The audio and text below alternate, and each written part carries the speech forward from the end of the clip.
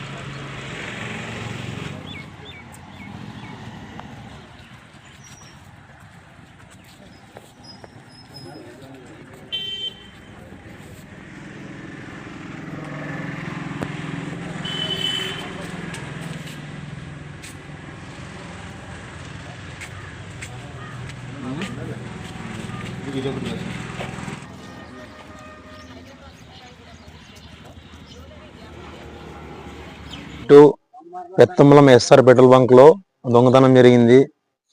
మేమిద్దరు night duty చేస్తున్నాగా పండుకొని ఉన్నాం night room లో. మేమిద్దరికి వాళ్ళు వాకెళ్ళి కొట్టి మా ఇద్దరిని ఫస్ట్ మొబైల్స్ గుంజుకున్నారు. మొబైల్స్ గుంజుకుని ముగ్గురు రౌండ్ అప్ వేసినారు.